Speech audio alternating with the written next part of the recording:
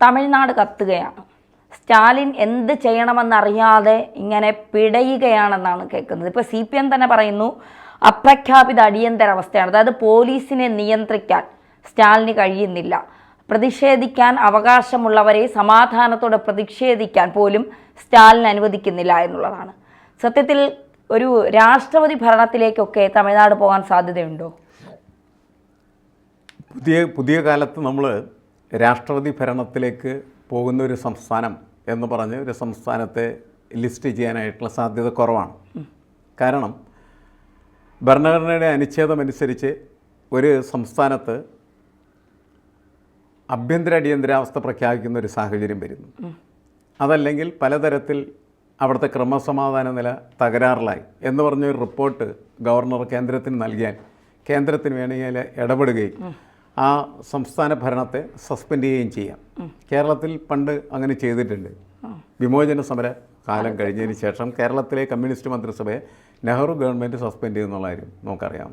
അതുപോലെ വേറെ ചില സംസ്ഥാനങ്ങളിലും നടന്നിട്ടുണ്ട്. അതൊരു സാധ്യതയാണ്. പക്ഷേ പുതിയ കാലത്തെ പുതിയ ജനാധിപത്യ സംവിധാനത്തെ കൈകാര്യം ചെയ്യുന്ന സർക്കാരുകൾ അതങ്ങനെ ആയിരിക്കില്ല കൈകാര്യം ചെയ്യുന്നത്. അതിൽ നിന്ന് വ്യത്യസ്ത കാരണം അങ്ങനെ കൈകാര്യം ചെയ്യുമ്പോൾ ഒരു ഗുണം കിട്ടുന്നത് എന്താണെന്ന് വെച്ച് കഴിഞ്ഞിട്ടുണ്ടെങ്കിൽ ഈ സസ്പെൻഡ് ചെയ്യപ്പെടുന്ന ഭരണത്തിൽ നിന്ന് ഇറക്കിവിടപ്പെടുന്ന ആളുകൾക്ക് ഒരു ഇരവാദമുണ്ടാകും. അവർ ഇരയാക്കപ്പെട്ടിരിക്കുന്നു. അപ്പോൾ അവർക്ക് എന്ത് ചെയ്യുകയെന്ന് വെച്ച് കഴിഞ്ഞിട്ടുണ്ടെങ്കിൽ പൊളിറ്റിക്കൽ മൈലേജ് കിട്ടാനുള്ള സാധ്യതയുണ്ട്. അങ്ങനെ പൊളിറ്റിക്കൽ മൈലേജ് DMK-ക്ക് ഉണ്ടാക്കി കൊടുക്കാനായിട്ട് എനിക്ക് തോന്നുന്നില്ല BJP ശ്രമിക്കുമെന്ന്. BJP അങ്ങനെ ശ്രമിക്കാതിരിക്കലാണ് അവരുടെ ബുദ്ധി. അവർ കുറേ കൂടി ബുദ്ധിപരമായ വേണ്ടി കാര്യങ്ങൾ ചെയ്യുന്നത്. അതിന് പകരം ഇപ്പോൾ തമിഴ്നാട്ടിൽ നിലനിൽക്കുന്ന രാഷ്ട്രീയ കാലാവസ്ഥ BJP-ക്ക് തമിഴ്നാട്ടിൽ കാലുറപ്പിക്കാനായിട്ട് സഹായകരമാകുന്നു എന്ന് കേന്ദ്ര നേതൃത്വം കാണുന്നുണ്ട്.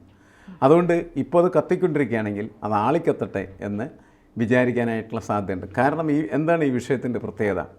ഈ വിഷയത്തിൻ്റെ പ്രത്യേകത സർവകലാശാല വിദ്യാർത്ഥി അതിഭീകരമായിട്ട് പീഡിപ്പിക്കപ്പെടുകയും അങ്ങനെ പീഡിപ്പിക്കപ്പെട്ട ആ വിദ്യാർത്ഥിയുടെ കൂടെ എവിടെയും അങ്ങനെയാണല്ലോ, ഇന്ത്യയിലെമ്പാടും ഇത്തരത്തിലുള്ള പീഡനങ്ങൾ നടക്കുന്ന സമയത്ത് ജനങ്ങൾ അതിശക്തമായിട്ടുള്ള പ്രക്ഷുബ്ധാവസ്ഥയിലാവുകയും കലാപം ഉണ്ടാക്കുകയും ചെയ്യും. കലാപം ഉണ്ടാക്കുന്നത് ഭരണകൂടത്തിനെതിരായിട്ടാണ്.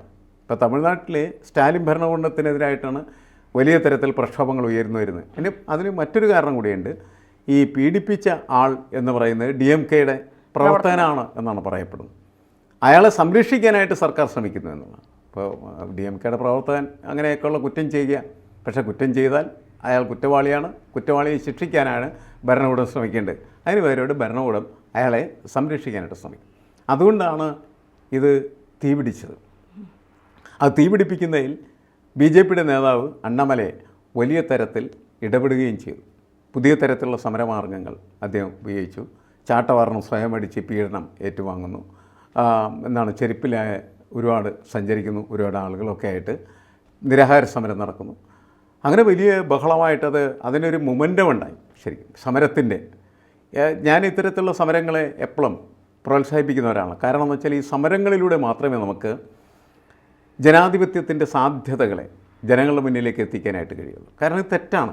ഈ പീഡനം തെറ്റാണ്. പീഡനകനെ സംരക്ഷിക്കുന്ന സർക്കാർ എന്ന് പറയുന്നത് തെറ്റ് ചെയ്യുന്ന സർക്കാരാണ്. ആ തെറ്റ് ചെയ്യുന്ന സർക്കാരിനെതിരെ എന്ത് ചെയ്യണം? പോരടിക്കണം. ജനശക്തി ഉയരണം, ജനങ്ങൾ ഉയരണം. അവരുടെ രാഷ്ട്രീയം നമ്മൾ നോക്കേണ്ട ആവശ്യമില്ല. ചിലപ്പോൾ അത് BJP ഗവൺമെൻറ് ആയിരിക്കാം. ഇപ്പോൾ ഉത്തർപ്രദേശിലൊക്കെ പല സമയത്തും BJP ഗവൺമെൻറ്റിനെതിരെ ഇങ്ങനെ കലാപങ്ങൾ ഉയർന്നിട്ടുണ്ട്. ഇവിടെ ഇപ്പോൾ DMK-യുടെ ഗവൺമെൻറ്റാണ്, സ്റ്റാലിൻ്റെ ഗവൺമെൻറ്റാണ്. അതുപോലെ കേരളത്തിൽ അങ്ങനെ ഒരു പ്രശ്നം വന്നു കഴിഞ്ഞിട്ടുണ്ടെങ്കിൽ പിണറായി വിജയനാണ് ഇവിടെ ഭരിക്കുന്നത്. അദ്ദേഹത്തിൻ്റെ സർക്കാരിനെതിരെയും ജനങ്ങൾ കൂട്ടമായിട്ട് ഇങ്ങനെ പ്രക്ഷോഭത്തിൽ വരണം. കാരണം ജനങ്ങളുടെ ഒരു ശബ്ദം എന്ന് പറയുന്നത് പീഡിതരായിട്ടുള്ള മനുഷ്യർക്കൊപ്പം നിൽക്കുക എന്നുള്ളതാണ്. അല്ലെങ്കിൽ ശബ്ദമില്ലാത്ത മനുഷ്യരുടെ ശബ്ദം എന്ന് പറഞ്ഞാൽ ജനങ്ങളുടെ ശബ്ദം എന്ന് പറയുന്നത് അത് ഉയരണം. ഇവിടെ ഇപ്പോൾ ഖുശ്ബുവും അതേപോലെ കുറേ വനിതാ പ്രവർത്തകരെ കൂടി ഒരുമിച്ച് വലിയ പോരാട്ടം നടത്തി. പക്ഷേ അവരേക്ക് അറസ്റ്റ് ചെയ്ത് പോലീസ് സ്റ്റേഷനല്ല ഇട്ടത് അല്ലേ? അതിന് പകരം ഒരു ആട്ടിൻ തൊഴുത്തിൽ നമ്മൾ ആടുജീവിതം എന്ന് പറയുന്ന സിനിമയിലെ അങ്ങനെ ആ ആടുകളെ താമസിപ്പിക്കുന്നതായിട്ടുള്ള സ്ഥലത്ത് കൊണ്ടുപോയി അവരിടുക. അതൊക്കെ ശരിയായ സമീപനമല്ല. ഇപ്പോൾ ഇവരെ അറസ്റ്റ് ചെയ്യേണ്ടെന്ന് ഞാൻ പറയണില്ല. അവർ അറസ്റ്റ് ചെയ്ത് പോലീസ് സ്റ്റേഷനിൽ മാന്യമായിട്ടുള്ള രീതിയിൽ നിയമം അനുസരിക്കുന്ന രീതിയിൽ മാത്രമാണ് അവരെ പാർപ്പിക്കാനായിട്ട് പാടുള്ളൂ എന്നുള്ളതാണ്. അതിന് പകരം ഇവിടെ കൊണ്ടുപോയി ഇങ്ങനെ ഏതോ ഒരു മുതലാളിയുടെ ആട് കേന്ദ്രത്തിൽ കൊണ്ടുപോയി താമസിപ്പിച്ചു. വീണ്ടും പ്രക്ഷോഭങ്ങളുണ്ടായിരുന്നു, വീണ്ടും പ്രതിഷേധങ്ങൾ വരുന്നു, ഗവൺമെൻറ്റിനെതിരായിട്ടുള്ള നീക്കങ്ങൾ ശക്തിപ്പെടുന്നു എന്നുള്ളതാണ്. ഇപ്പോൾ ഗവൺമെൻറ്റിനെതിരായിട്ടുള്ള നീക്കങ്ങൾ ശക്തിപ്പെടുന്നതെന്ന് നമ്മൾ മനസ്സിലാക്കേണ്ടതെന്ന് വെച്ചാൽ DMK ഗവൺമെൻറ്റിനെതിരായിട്ടുള്ള ഒരു നീക്കമായിട്ടോ അല്ലെങ്കിൽ BJP ഗവൺമെൻറ്റിനെതിരായിട്ടുള്ള നീക്കമായിട്ടോ CPM ഗവൺമെൻറ്റിനെതിരായിട്ടുള്ള കോൺഗ്രസ് ഗവൺമെൻറ്റിനെതിരായിട്ടുള്ള നീക്കമായിട്ടുള്ള കണക്കാണ്. അധികാരത്തിൻ്റെ ധാർഷ്ട്യത്തിനെതിരായിട്ടുള്ള നീക്കമാണത്. ആ നീക്കത്തിൽ എപ്പോഴും ജനങ്ങൾക്കൊപ്പം നിൽക്കുക എന്നുള്ളതാണ് പ്രധാനപ്പെട്ട ഒരു കാര്യം. അതാണ് അവിടെ അതിൻ്റെ മുന്നിൽ നിൽക്കുന്ന അണ്ണാമലയ്ക്കും അതേപോലെ തന്നെ കുശ്മീനും ഒക്കെ ജനകീയ അടിത്തറ ശക്തിപ്പെടാനുള്ള സാധ്യത കൂടുതലാണെന്നാണ് ഞാൻ മനസ്സിലാക്കുന്നത്. കാരണം അതാണ് യഥാർത്ഥത്തിൽ ജനാധിപത്യ പ്രക്രിയയുടെ ഒരു രാഷ്ട്രീയ പ്രവർത്തനം എന്ന് പറയും. ഇപ്പോൾ ഇരയ്ക്ക് നീതി കിട്ടണം എന്ന് പറഞ്ഞുകൊണ്ടാണ് BJP രംഗത്തെത്തുന്നത്. FIR വരെ പോലീസ് പ്രതിക്ക് രക്ഷപ്പെടാൻ വേണ്ടി അവിടെ വാർത്താ സമ്മേളനം നടത്തി പുറത്തു പറഞ്ഞു എന്ന് പറഞ്ഞ് കോടതി തന്നെ ചോദിച്ചു, ഈ DGPയെ മാറ്റാൻ നിങ്ങൾക്ക് വല്ല ഉദ്ദേശവുമുണ്ടോ എന്ന്. എന്നിട്ട് പോലും അനങ്ങാപ്പാറ നയമാണ് DMK നേതാവും തമിഴ്നാട് മുഖ്യമന്ത്രിയുമായ സ്റ്റാലിൻ കാണിക്കുന്നത്. അപ്പോൾ സ്ത്രീകൾക്ക് എന്ത് സുരക്ഷയാണ് തമിഴ്നാട്ടിൽ എന്നാണ്. അത് ക്രൂരമായ പീഡനമാണ് ആ പെൺകുട്ടിയെ നേരിടേണ്ടി വന്നത്.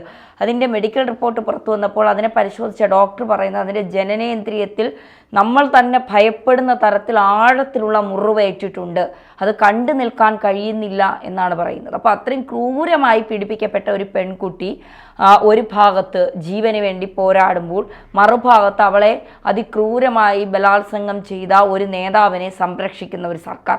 ഈ സർക്കാരിനെ ഇനി വിശ്വസിക്കാൻ കഴിയില്ല എന്നുള്ള ഒരു പ്രചാരണം BJP നടത്തിയാൽ അത് തെറ്റു പറയാൻ കഴിയുമോ? അല്ല, അതങ്ങനെ ചെയ്യണം. BJP ഇപ്പോൾ ചില ആളുകൾ ചോദിക്കും, BJPക്കാർ എന്തിനാണ് ഇവിടെ സമരം ചെയ്യുന്നത്? ഉത്തർപ്രദേശിൽ ഇതുപോലെയുള്ള ബലാത്സംഗങ്ങൾ നടക്കുന്ന സമയത്ത് അതിനെ സഹായിക്കുന്ന സമയത്ത് അതായിക്കോട്ടെ, അവിടെ അവർ ചെയ്യുന്ന ആ പ്രവൃത്തി തെറ്റാണ് എന്നവരെ ബോധ്യപ്പെടുത്തലാണ് പൊതുസമൂഹത്തിൻ്റെ ജോലി. ഇവിടെ പക്ഷേ ഇവർ ശരിയുടെ കൂടെയാണ് ഇപ്പോൾ നിൽക്കുന്നത്. അതുകൊണ്ട് ഇവർ ചെയ്യുന്ന പ്രവർത്തനം ശരിയാണ് എന്ന് തന്നെയാണ് നമ്മൾ പറയേണ്ടത്. കാരണം എന്താണെന്ന് വെച്ച് കഴിഞ്ഞിട്ടുണ്ടെങ്കിൽ എവിടെയും മനുഷ്യരിങ്ങനെ പീഡിപ്പിക്കപ്പെടുകയും അതേപോലെ തന്നെ ഉപദ്രവിക്കപ്പെടുകയും സാഹചര്യം നല്ലതല്ല, അംഗീകരിക്കാൻ പറ്റുന്നതല്ല. അതിനെതിരെ ആരാണ് വരുന്നത് അവരെ തീർച്ചയായിട്ടും നമ്മൾ സപ്പോർട്ട് ചെയ്യേണ്ട ആവശ്യമാണ്. തമിഴ്നാട്ടിലിപ്പോൾ മുൻപിൽ വരാനായിട്ട് തയ്യാറായത് BJP ആണ്. അതുകൊണ്ട് അവരെ സപ്പോർട്ട് ചെയ്യുന്നു, അത്രയേ ഉള്ളൂ. ഇത് അങ്ങനെ കാണേണ്ട ഒരു വിഷയമാണ്. കുറച്ച് നാൾ മുമ്പാണല്ലോ ബംഗാളിലെ മമതാ സർക്കാരിനെതിരായിട്ടുള്ള അതിശക്തമായിട്ടുള്ള പോരാട്ടം വന്നത്. ബലാത്സംഗം തന്നെയാണ്. ബലാത്സംഗം എന്ന് പറയുന്നത് നമ്മളുടെ സമൂഹത്തിൽ ഏറ്റവും വെറുക്കപ്പെട്ട ഒരു പ്രവൃത്തിയായിട്ട് മാറും. അത് നിർഭയ സമരം മുതൽ ഇങ്ങോട്ട് നമ്മൾ പരിശോധിച്ച് കഴിഞ്ഞിട്ടുണ്ടെങ്കിൽ ജനങ്ങൾ അതിശക്തമായിട്ട് എതിരാണ്. സ്വന്തം മക്കളായിട്ടാണ് ഓരോ സ്ത്രീകളെയും എന്ത് ചെയ്യുന്നത് അച്ഛനമ്മമാർ കാണുന്നത് എന്നുള്ളതാണ്. അപ്പോൾ അവരുടെ മക്കൾക്ക് ഇങ്ങനത്തെ ദുരന്തം ഉണ്ടാകുന്ന സമയത്ത് അവർ അതിശക്തമായിട്ട് അതിനോട് പ്രതിഷേധിക്കുകയാണ് ചെയ്യുന്നത്. പ്രതിഷേധിക്കണം. അങ്ങനെ പ്രതിഷേധിക്കേണ്ടത് ജനാധിപത്യ രാഷ്ട്രീയത്തിൻ്റെ ഏറ്റവും വലിയ ഒരു ആവശ്യമാണ്. കാരണം അതാണ് ശരിയായ രാഷ്ട്രീയം. ചില സമയത്ത് BJP അതിനെതിരെ നിൽക്കും, ചില സമയത്ത് അതിന് അനുകൂലമായിട്ടുള്ള നിലപാടെടുക്കും. അവിടെ നമ്മൾ ആ ഇരട്ടത്താപ്പ് എന്ന് പറയുന്നത് തുറന്നു കാണിച്ചേ പറ്റുക. പക്ഷേ അതുകൊണ്ട് ഒരു പ്രക്ഷോഭത്തിന് മുന്നിൽ നിൽക്കുന്ന ഒരു പാർട്ടിയെ എതിർക്കേണ്ട കാര്യമില്ല. പ്രക്ഷോഭത്തിന് മുമ്പിൽ നിൽക്കുമ്പോൾ അവരെ നമ്മൾ അവരുടെ ഒപ്പം നിൽക്കുക. കാരണം എന്താ വെച്ചാൽ ഇത് ജനങ്ങൾക്ക് വേണ്ടിയുള്ളതായിട്ടുള്ള പ്രക്ഷോഭമാണ്.